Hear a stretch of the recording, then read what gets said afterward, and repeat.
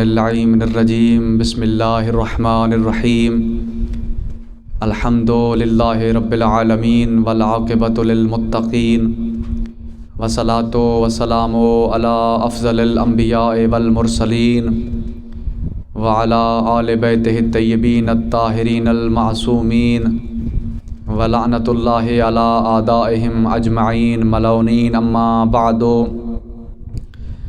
قال الرحمن فی الحدیث القدسی بسم اللہ الرحمن الرحیم یا عبادی ستۃ منی و ستۃ منکم المغفرۃ منی و توبۃ منکم۔ انتہائی محترم و معزز ناظرین،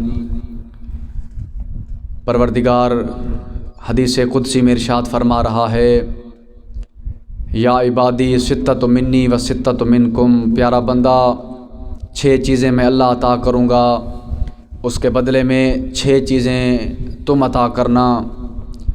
سب سے پہلے کریم پروردگار ارشاد فرما رہا ہے المغفرۃ منی و توبۃ منکم، معاف کرنے والا میں ہوں مگر توبہ تمہاری طرف سے ہونی چاہیے۔ دوستو، یہ اس کریم کا کرم ہے کہ اس نے توبہ کا دروازہ بند نہیں کیا، کھلا رکھا ہے۔ جب بھی کوئی آئے رحمان کی بارگاہ میں توبہ طلب کرے، پروردگار اس کی توبہ قبول فرماتا ہے۔ اور پیغمبر گرامی قدر ارشاد فرماتے ہیں کہ کریم پروردگار نے آسمان کے نیچے یہ بات لکھ کے مخفی کر دی ہے کہ سبقت رحمتہ غضبا، کہ اے وہ ذات جس کی رحمت پہلے ہے اس کا غضب بعد میں ہے۔ اور ماہ رمضان المبارک میں بھی لیلۃ القدر کی رات یہ دعا پڑھی جاتی ہے، دعائے جوشن کبیر، اس میں بھی یہ جملے ملتے ہیں۔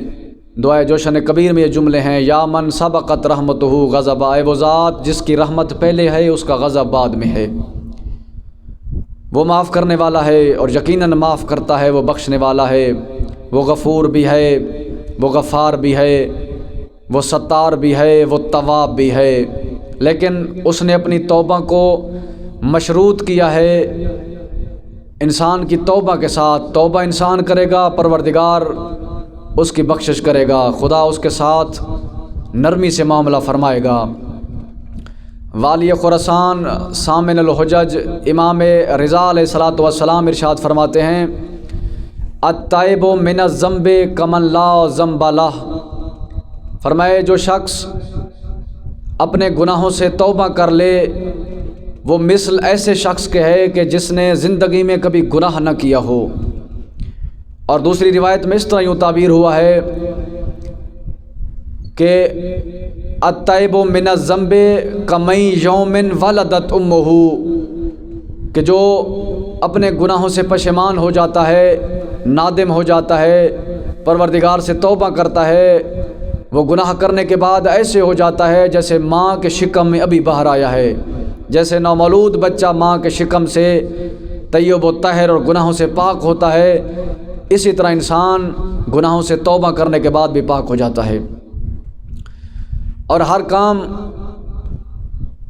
جوانی میں اچھا لگتا ہے، اگر انسان عبادت کرے تو جوانی میں اچھی لگتی ہے، اور اسی طرح اگر انسان توبہ کرے تو وہ بھی جوانی میں پروردگار جوان کی توبہ کو پسند فرماتا ہے۔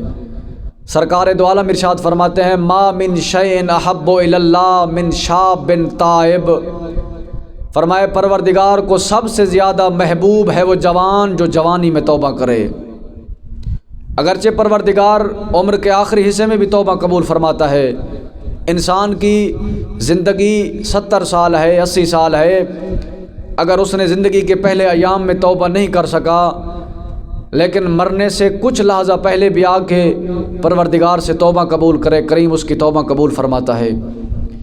اسی ضمن میں ایک حدیث ہے، پیغمبر گرامی قدر ارشاد فرماتے ہیں الا ومن تاب قبل موتہ بسنۃ قبلت توبہ، فرمایا جو شخص مرنے سے 1 سال پہلے سچے دل سے توبہ کر لے پروردگار اس کی توبہ قبول فرماتا ہے۔ پھر فرماتے ہیں الا وان سنۃ کثیر، فرمایا 1 سال کی مدت تو بہت زیادہ ہے، 12 مہینے ہیں۔ الا ومن تاب قبل موتہ بشہر قبلت توبہ، جو شخص مرنے سے 1 مہینہ پہلے خدا سے توبہ طلب کرے پروردگار اس کی توبہ قبول فرماتا ہے۔ فرماتے ہیں الا و ان شہر کثیر، 1 مہینے کی مدت تو بہت زیادہ ہے، 30 دن بنتے ہیں۔ فرمایا اس کی کریمیت کی تو انتہا نہیں ہے۔ الا و من تاب قبل موتہ باسبوع قبل التوبہ، مرنے سے 1 ہفتہ پہلے پروردگار کی بارگاہ میں آئے، نادم ہو جائے، کریم اللہ اس کے گناہ معاف فرما دے گا۔ فرماتے ہیں 1 ہفتے کی مدت تو بہت زیادہ ہے، 7 دن بنتے ہیں۔ الا ومن تاب قبل موتہ بیوم قبل التوبہ، مرنے سے 1 دن پہلے توبہ کر لے، پروردگار اس کی توبہ قبول فرماتا ہے۔ پھر فرماتے ہیں 1 دن تو بہت زیادہ ہے، 1 دن میں 24 گھنٹے بنتے ہیں۔ الا ومن تاب قبل موتہ بلحظۃ قبل التوبہ، مرنے سے 1 لحظہ پہلے، 1 لحظہ چند سیکنڈ ہوتے ہیں، چند منٹ ہوتے ہیں۔ فرمایا ساری زندگی گناہ کرتا رہا ہے، 70 سال 80 سال گناہوں سے اپنے جسم کو اپنے روح کو آلودہ کر چکا ہے، لیکن مرنے سے 1 لحظہ پہلے آئے، کریم کی بارگاہ میں توبہ طلب کرے، کریم اللہ اس کے گناہ معاف فرما دیتا ہے۔ وہ تو کریم ہے، وہ تو چاہتا ہے میرا عبد میری بارگاہ میں آئے، مجھ سے توبہ طلب کرے، میں کریم اس کے گناہ معاف فرما دوں گا۔ جب شیطان کو جنت سے نکالا گیا تو جناب آدم علیہ السلام نے عرض کی تھی پروردگار یہ تو میری اولاد کو گمراہ کرے گا، آپ نے شیطان کو مہلت دے دی، یہ تو میری ساری اولاد کو جہنم لے جائے گا۔ اس وقت کریم پروردگار کی آواز ہے آدم گھبرا نہیں، میرا وعدہ ہے تجھ سے اور تیری اولاد سے کہ تیری اولاد میں سے اگر تیرا بیٹا یا بیٹی نیکی نہیں کرے گی، ابھی نیکی کا سوچے گی، میں اس 1 کے بدلے میں 1 لکھ لوں گا۔ اگر نیکی سوچے گی میں سوچنے کا ثواب دوں گا، اگر نیکی کر لے گی تو اس 1 کے بدلے میں 1 نہیں دوں گا بلکہ 10 نیکیاں عطا کروں گا۔ اور اگر تیرا اولاد میں سے تیرا بیٹا یا بیٹی گناہ کر لے گا میں گناہ کریم نہیں لکھوں گا۔ روایت میں ملتا ہے کہ 6 تک 6 گھنٹوں تک اگر انسان گناہ کر لے، گناہ کرنے کے بعد 6 گھنٹے تک کریم پروردگار گناہ نہیں لکھتا۔ حکم ہوتا ہے ملائکہ کو، میرے ملائکہ گناہ نہ لکھنا، نادم ہو جائے گا، ہو سکتا ہے پشیمان ہو جائے، غلطی کر بیٹھا ہے۔ جب 6 گھنٹے گزر جاتے ہیں، 6 گھنٹے گزرنے کے بعد پھر کریم کی آواز آتی ہے میرے ملائکہ 1 کے بدلے میں 1 لکھنا، 2 نہ لکھنا۔ نیکی کرو 1 کے بدلے میں 10، گناہ کرو 1 کے بدلے میں 1۔ اور 6 گھنٹے کی مہلت کے بعد اگر 6 گھنٹے کے اندر آپ نے توبہ طلب کر لی، کریم وہ بھی گناہ معاف کر دے گا، وہ بھی نہیں لکھوائے گا۔ اس لیے امام زین العابدین علیہ الصلوۃ والسلام ارشاد فرماتے ہیں بدبخت ہے وہ انسان کہ بروز محشر جس کی اکائیاں اس کی دہائیوں پہ غالب آ جائیں۔ گناہ 1 کرو 1 ملے گی، نیکی 1 کرو 10 ملے گی۔ فرمایا اس سے بڑا بدبخت کون ہوگا قیامت کے دن جس کی اکائیاں اس کی دہائیوں پہ غالب آ جائیں، گناہ زیادہ ہو جائیں بروز محشر اور نیکیاں کم ہو جائیں۔ فرمایا اس سے بڑا بدبخت کوئی نہیں ہے۔ کریم تو بہانہ تلاش کرتا ہے، کریم تو ہر وقت انسان کے انتظار میں ہے کہ کب میرا عبد آئے، مجھ سے توبہ طلب کرے، میں اس کریم اللہ اس کی توبہ قبول فرماؤں۔ اور خدا یقیناً بخشنے والا ہے، وہ معاف کرنے والا ہے۔ خدا ہم سب کو توبہ سچے دل سے کرنے کی توفیق عطا فرمائے۔ اور امیر المومنین نہج البلاغہ میں بھی یہ جملے ملتے ہیں، جب مولا کے آخری وقت تھے تو مولا نے اپنی اولاد کو وصیت کی تھی، دراصل وہ وصیت ہمارے لیے تھی۔ اپنے بیٹوں کو سامنے بٹھا کر، اپنی بیٹیوں کو، تمام بنی ہاشم کے افراد کو بٹھا کر مولا نے وصیت کی تھی۔ مولا فرماتے ہیں میں تم کو وصیت کرتا ہوں لا یرجو انا احد منکم الا ربا، میں وصیت کرتا ہوں کہ اپنے پروردگار کے علاوہ کسی سے امید نہ کرنا، ہمیشہ اپنے پروردگار سے امید رکھنا، اور وہی امیدیں پوری کرنے والا ہے، وہی بخشنے والا ہے، وہی معاف کرنے والا ہے۔ اس کی رحمت سے کبھی مایوس نہیں ہونا۔ خدا نے کتنی نعمات انسان کو دی ہیں، لیکن پروردگار نے اس نعمات کے بدلے میں انسان سے سوائے عبادت کے کچھ نہیں مانگا۔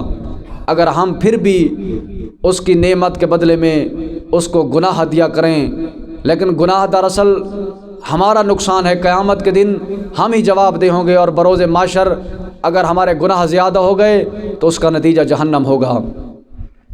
خدا ہمارے معاف گناہ کرنے والا ہے معاف، اور ہمیں چاہیے کہ ہم خدا سے ہر وقت توبہ طلب کریں۔ جتنے گناہ کر دی ہیں، لیکن خدا کی رحمت تو وسیع ہے، وہ تو ہر وقت چاہتا ہے میرا عبد میرے پاس آئے۔ ہمارے نزدیک ہمارے گناہ زیادہ ہیں، لیکن خدا کی رحمت وسیع ہے۔ اگر کوئی شخص گناہ کر لیتا ہے تو توبہ کرنا شرعاً واجب ہے، توبہ کا نہ کرنا بھی گناہ ہے۔ فوراً توبہ کرنی چاہیے خدا سے، توبہ نہ کرنا گناہ کبیرہ شمار ہوتا ہے۔ یعنی اگر میں توبہ نہیں کرتا، گویا یوں سمجھتا ہوں کہ پروردگار مجھ کو معاف نہیں کرے گا، یہ تو ہماری سوچ ہے، لیکن کریم تو ہمارے گناہ معاف کر سکتا ہے، وہ تو ہر وقت۔ اس لیے امام زین العابدین علیہ السلام کے یہ جملے ہیں کہ طاؤس یمانی روایت کرتا ہے کہ میں مکہ مکرمہ میں جب رات کا آخری وقت تھا تو میں بیت اللہ گیا، میں نے سوچا کہ رات کا آخری پہر ہے، بیت اللہ میں کوئی نہیں ہوگا، میں جا کے خدا سے معافی طلب کروں گا، توبہ طلب کروں گا۔ کہتا جب صحن کعبہ میں پہنچا، کیا دیکھتا ہوں ایک نوجوان ہے جس نے کعبہ کا غلاف پکڑا ہوا ہے اور رو رو کے کہہ رہا الہی قد نعمت العیون وزارت النجوم وانت الملک الحی القیوم۔ پروردگار دنیا کے بادشاہ سو گئے، ستارے ماند پڑ گئے، بڑے بڑے بادشاہوں نے دروازے بند کر دیے کہ کوئی ہمیں آرام کے اس وقت ہمارے آرام میں خلل پیدا نہ کرے۔ میرا پروردگار تو کتنا کریم ہے، تیرا رات کے اس پہر بھی دروازہ کھلا ہے، کوئی آئے مجھ سے توبہ طلب کرے، میں گناہ معاف کر دوں۔ تو اس کہتا ہے یہ جملے سننے تھے۔ اس کے بعد اس جوان نے کعبہ کے غلاف کو پکڑا اور کہا لبیک لبیک لبیک۔ اس کا ہاتھ چھوٹا، وہ زمین پہ گر کر بے ہوش ہو گیا۔ کہتا میں دوڑ کے اس کے قریب گیا، جب اس کا سر میں نے اپنی گود میں لیا، کیا دیکھتا ہوں علمان امام زین العابدین امام سجاد علیہ السلام ہیں۔ کہتا جب مولا کی آنکھ کھلی، میں نے کہا مولا آپ تو جنت و جہنم کے تقسیم کرنے والے ہیں، آپ جنت کے مالک ہیں، مولا آپ کی یہ حالت۔ فرمائے طاؤس میں جو کہہ رہا تھا لبیک لبیک، اگر وہ پروردگار ایک دفعہ کہہ دے لا لبیک، میں سجاد کیا کر سکتا ہوں، میں تو اس کا حقیر سا بندہ ہوں۔ خدا سے توبہ طلب کرنی چاہیے ہر وقت، اور یہ نہیں سوچنا چاہیے کہ میرے گناہ زیادہ ہیں۔ نہیں دوستو، نہیں عزیزان، خدا چاہتا ہے کہ میرا عبد میرے پاس آئے۔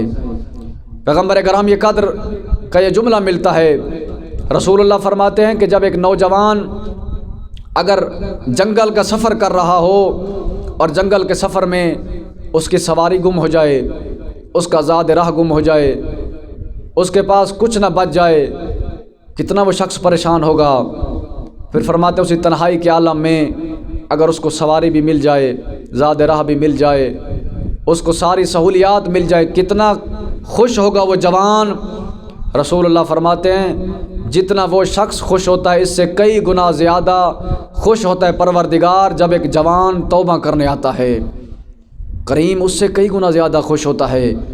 خدا چاہتا ہے کہ میں انسان کے گناہ معاف کروں، لیکن ہم عبد ہیں کہ ہم اس کریم کی اتنی نعمات کے بدلے میں ہم پروردگار کو بجائے نیکی کے گناہ دیتے ہیں، اور ہر روز ہمارے نام اعمال میں کئی درجنوں گناہ جاتے ہیں، لیکن پھر بھی وہ کریم ہمارا رزق بند نہیں کرتا۔ ایک خوبصورت جملے ہیں، ایک حکایت میں نے جملے پڑھے ہیں کہ وہ کریم کتنا درگزر کرتا ہے، کتنا عفو درگزر کرتا ہے، انسان کو معاف کرتا ہے۔ ہم گناہ کرتے ہیں وہ پردہ ڈالتا ہے، ہم دوسرا گناہ کرتے ہیں دوسرا پردہ ڈالتا ہے، کبھی لوگوں کے سامنے ہمارے عیب نہیں دکھائے۔ اس لیے معصوم کے جملے ملتے ہیں کہ اگر جتنے گناہ تو نے پروردگار کے سامنے کیے ہیں، اگر یہ دنیا والوں کو، تیری اولاد کو پتہ چل جاتے وہ تیری عزت نہ کرتے، اگر تیرے معاشرے کے افراد کو، تیرے رشتہ داروں کو پتہ چل جاتے وہ تیرا احترام نہ کرتے، وہ تجھے گھر سے نکال دیتے۔ حکایت کا ایک خوبصورت جملہ روایت میں ملتا ہے کہ اگر ایک شخص تنہائی کے عالم میں گناہ کر رہا ہو بالکل گناہ پہ آمادہ ہو چکا ہو، اسی گناہ کے اثناء میں ایک 4-5 سال کا بچہ آ جائے تو گناہ کرنے والے کی حالت کیا ہوتی ہے؟ اس کا چہرہ زرد ہو جاتا ہے، اس کا ایک رنگ اوپر جاتا ہے دوسرا نیچے آتا ہے، وہ ایک 5 سال کے بچے سے ڈر جاتا ہے۔ اسی حالت میں اگر کریم پروردگار کی آواز آ جائے، میرا بندہ یہ تو جس 5 سال کے بچے سے ڈر گیا ہے یہ تیرا رازق تو نہیں تھا، یہ تیرا خالق تو نہیں تھا، نہ یہ تیرا رزق بند کر سکتا ہے، نہ تجھے موت دے سکتا ہے، نہ تجھے زندگی عطا کر سکتا ہے، تو اس سے کتنا ڈر گیا ہے؟ کیا میں کریم پروردگار کی عزت اس 5 سال کے بچے جتنی بھی نہیں ہے؟ میں تو تیرا رازق ہوں، میں تو تیرا خالق ہوں، میں تو ہر وقت تیرے انتظار میں رہتا ہوں کہ کوئی میرے پاس آئے میں اس کی توبہ قبول فرماؤں۔ اور جب گناہ انسان کر لیتا ہے اور توبہ کے قریب کیوں نہیں جاتا، اس کا سبب اور علت کیا ہے؟ جب یہ آیت نازل ہوئی، بسم اللہ الرحمن الرحیم، قل یا عبادی الذین اسرفوا علی انفسہم لا تقنطوا من رحمت اللہ، کریم کی آواز ہے، میرا حبیب میرے ان بندوں سے کہہ دو کہ جو گناہ کر کے اپنے نفسوں پہ ظلم کر چکے ہیں، میرے ان بندوں کو یہ نوید اور یہ خوشخبری سنا دو۔ پروردگار کیا سنا دوں؟ فرمایا لا تقنطوا من رحمت اللہ، میری رحمت سے مایوس نہیں ہونا، میری رحمت سے مایوسی کفر ہے، گناہ ہے۔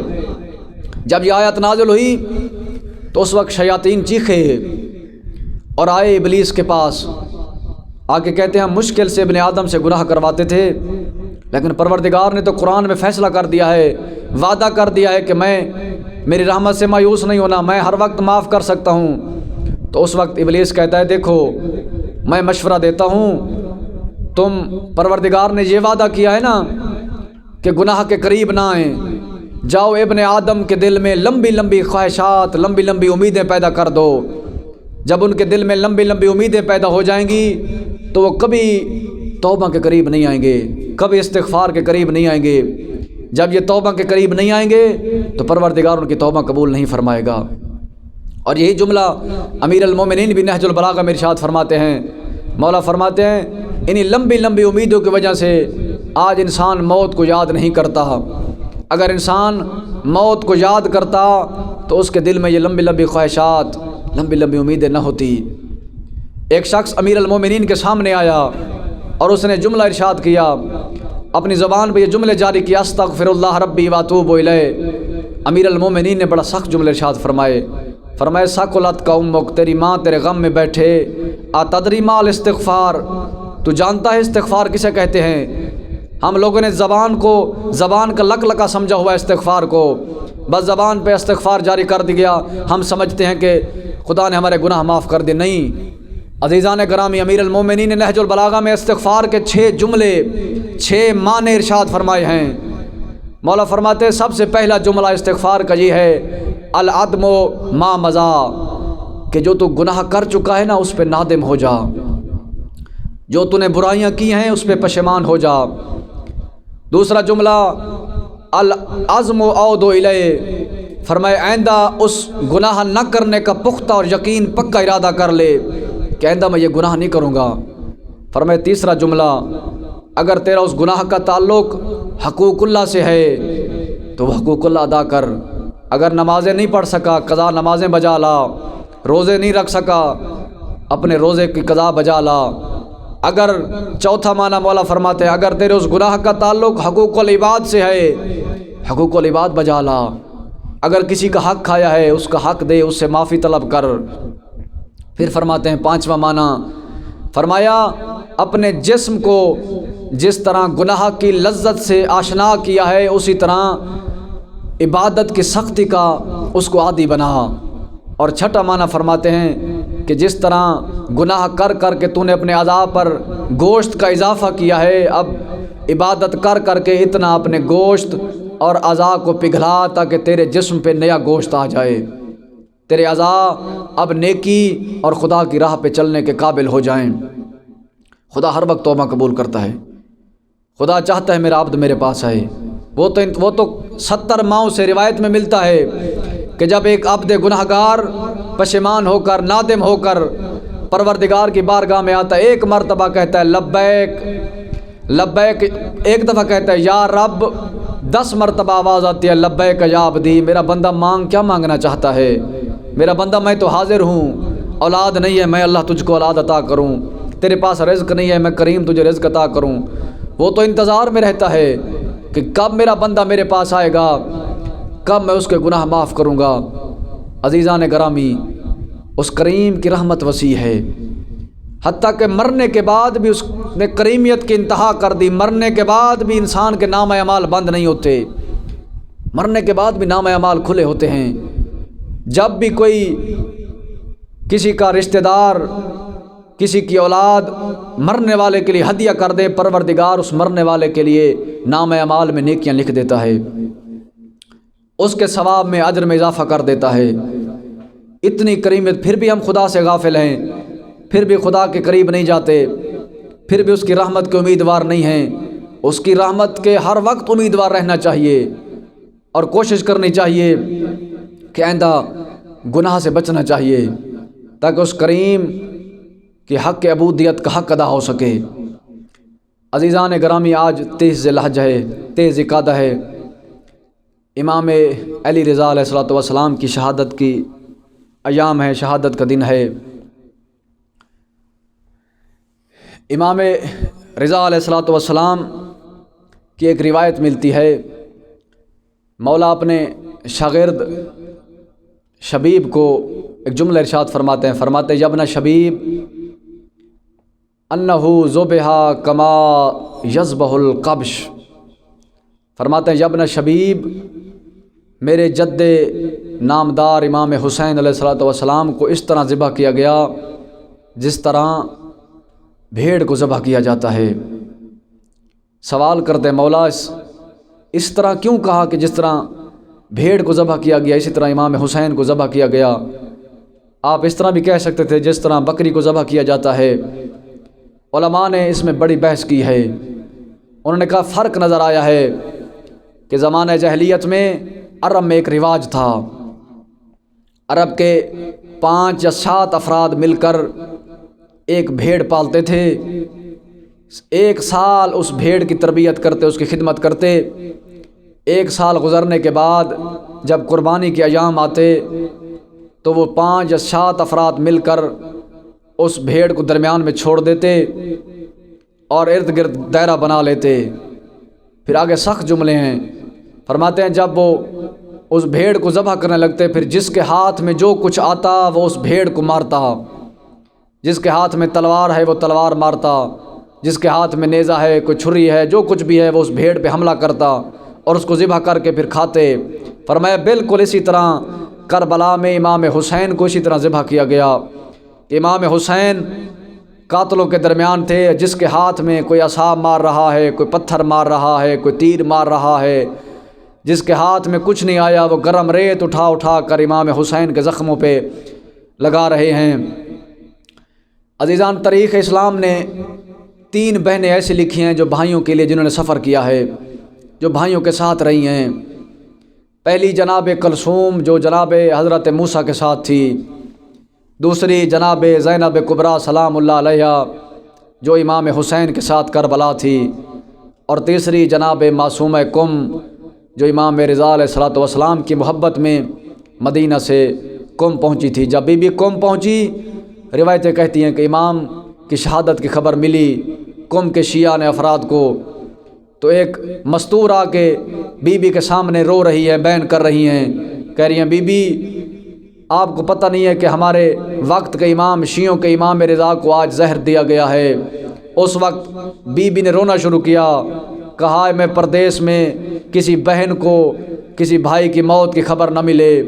मैं कहता हूँ बीबी आप कुम थी, इमाम रज़ा मशहद थे, लेकिन आए करबला देखें, बीबी ज़ैनब चंद कदम के फासलों पर थी और कातलान इमाम हुसैन को ज़बह कर रहे थे। कोई पत्थर मार रहा था, कोई तीर मार रहा था, और बीबी 70 कदम पे खड़े होकर रो रो के कह रही थी मेरे भाई को ना मारो, मेरे भाई को ज़िबा ना करो। अला लानतुल्लाहि अलल कौम ज़ालिमीन व सयालमुल्लज़ीना ज़लमू व यमुनक़लिबुन। परवरदिगार हमारे इस कलील सी इबादत को अपनी बारगाह में कबूल व मंजूर फरमा। جتنے مومنین مرحومین اس دنیا سے رخصت کر گئے پروردگار تمام کی مغفرت فرما، تمام کے گناہ صغیر و کبیرہ معاف فرما۔ پروردگار ہمیں نیک اعمال کرنے کی توفیق عطا فرما۔ پروردگار ہمیں سچے دل سے توبہ کرنے کی توفیق عطا فرما، علم و عمل کے میدان میں کامیابی عطا فرما۔ پروردگارہ جو اس مقصد میں تحریک جعفریہ کے جتنے بھی افراد اس نیک مشن میں کام کر رہے ہیں، پروردگار ان کی یہ سعی و محنت قبول فرما، ان کی توفیقات خیر میں اضافہ فرما، ان کے گھروں کے اندر جو تکلیف ہے، جو بیمار ہیں، بیمار کربلا کے صدقے پروردگار ان کو شفائے کامل و عاجل عطا فرما، ان کے رزق میں وسعت عطا فرما۔ قائد محترم، قائد محبوب قبلہ سید ساجد النقوی صاحب کی حیات زندگی دراز فرما، ان کے طول حیات عطا فرما، ان کا سایہ ہمارے سروں پر قائم و دائم فرما۔ پروردگار ہمارے ہادی برحق حجت قائم کا جلد ظہور فرما۔ پروردگار ہمارا کردار اس قابل بنا کہ ہم امام زمانہ کے حقیقی اصحاب و انصار میں ہو سکیں۔ پروردگار ہماری دعا کو قبول فرما۔ اللہم صلی علی محمد و آل محمد